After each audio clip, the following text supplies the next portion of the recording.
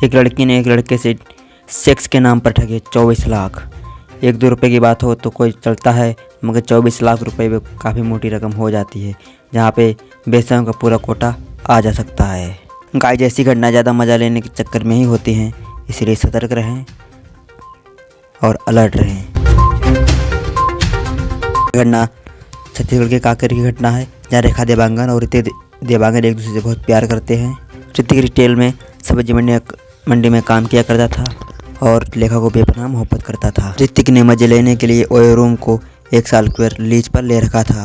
लेखा देवांगन अपनी ये सारी बातें अपनी फ्रेंड के साथ किया करती थी। एक दिन की बात है, लेखा देवांगन अपनी सहेली के साथ बात कर रही थी कि मेरे बॉयफ्रेंड ने ओयो रूम 1 साल के लिए मेरे के लिए लीज पर ले रखा है। हम लोग वहाँ 1 घंटे के लिए जाते हैं, अपना सारा काम निपटा कर फिर वापस आ जाते हैं। तो इसमें इसकी सहेली साहिबा कहती है कि तुम लोग 1 ही घंटे में निपट कर आ जाते हो, जबकि मेरा बॉयफ्रेंड तो 7-8 घंटे से पहले छोड़ता ही नहीं है। लगता है आपको पूरा मज़ा नहीं वो देता है, लगता है आपके बॉयफ्रेंड में दम ही नहीं है। तुम अगर कहो तो मैं अपने बहन के भाई से तुम्हारी सेटिंग करा दूँ, और वो भी मेरे पीछे बहुत दिनों से पीछे पड़ा हुआ है। उसके बहन का भाई भी जॉनी सिंस का डुप्लीकेट निकला। उसने उसे इतना खुश किया कि उसकी आंखों से आंसू निकल आते हैं।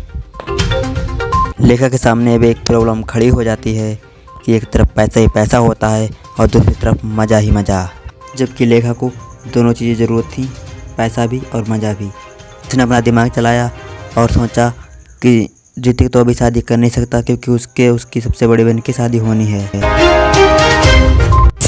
इसीलिए लेखा ऋतिक पर अपनी शादी का दबाव डालने लगती है, जिससे ऋतिक कहता है मैं अभी शादी तो नहीं कर सकता, पर हाँ अभी हम लोग एक दूसरे के पति पत्नी समझ लो रह सकते हैं। जिससे लेखा ऋतिक से रोज़ाना हिसाब लेने लगी और उससे कहा कि अपना ये फालतू खर्चा भी बंद कर दो, हमें अपने भविष्य सिक्योर करना है, अपने बच्चों का भविष्य के आगे देखना है। ये सब बातें सुनकर ऋतिक अब मन ही मन में बहुत प्रसन्न होता है कि उसे इतनी अच्छी औरत मिलती है जो कि अपने भविष्य के लिए चिंतित है। धीरे धीरे लेखा 13 लाख रुपए बचा लेती है और इसी रुपए से पवन को ऐश कराने लगती है। उधर ओयो रूम का भी रेंट पूरा हो चुका था।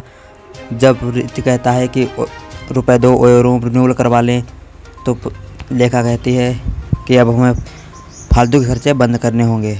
मैंने 13 लाख रुपए बचा लिए हैं, थोड़ा बहुत आप और पैदा कीजिए, फिर उसके बाद हम एक अच्छा प्लॉट लेंगे, फिर उसके बाद हम उसमें मकान बनाएंगे जिसमें हम तुम्हें बहुत सबसे ज़्यादा मज़ा देंगे, जिससे आप ज़िंदगी भर नहीं भूलोगे। तब ऋतिक कहता है कि इतने दिनों तक हम लोग 61-62 कहाँ करेंगे। तब लेखा कहती है कि मेरी सहेलियाँ भी गन्ने के खेत में जाती हैं, हम लोग भी वहीं चले जाएंगे। इसके बाद जानकारी के मुताबिक पता लगता है लेखा को कि एक पड़ोस में एक 25 लाख का बना बनाया मकान बिकाऊ है। तब उसे ऋतिक से फ़ोन करके कहती है कि पतिदेव 13 लाख मेरे पास रुपए हैं और 11 लाख आप लेकर आइए और इस मकान को ले लीजिए। इसी तरह ऋतिक अपने दोस्तों के साथ से 11 लाख रुपए उधार लेता है और लेखा के अकाउंट में ट्रांसफ़र कर देता है। ऋतिक लोकेशन पूछने के लिए लेखा के पास कॉल करता है तो लेखा का फ़ोन बंद आता है। एक दो दिन के लगातार बंद होने के बाद फिर ये लेखा के घर पर जाता है। लेखा के घर जाने के बाद पता लगता है कि वो 15 दिन पहले ही अपने प्रेमी के साथ कुछ जेवर लेकर और 5 लाख रुपए नकद लेकर भाग चुकी है। इसके बाद पवन तुरंत ही सीधे थाने जाता है और साइबर सेल की मदद से लेखा की लोकेशन ट्रेस हो जाती है और दोनों को साथ पकड़ लिया जाता है। 9 लाख रुपए नकद और 5 लाख रुपए का जेवर इनसे गिरफ्तार किया जाता है। उनको छोड़ दिया जाता है क्योंकि पवन को ऋतिक और उनके रुपए से इनकी कोई जानकारी नहीं थी और पवन को तो सिर्फ इसने अपनी मोटी लुल्ली और काम काज से प्रभावित होकर इसने उसे इम्प्रेस किया गया था।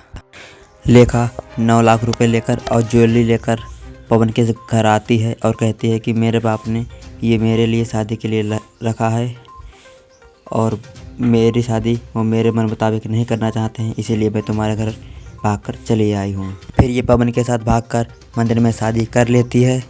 अब तक आप लोग समझ ही गए होंगे कि लड़कियाँ चंद पलों के मज़े के लिए कैसे क्या कर सकती हैं, इसलिए आप जब तक शादी न हो तब तक एक सिर्फ हासिल करने के लिए ना सोचें, क्योंकि आपकी ज़िंदगी और मौत का सवाल हो जाता है।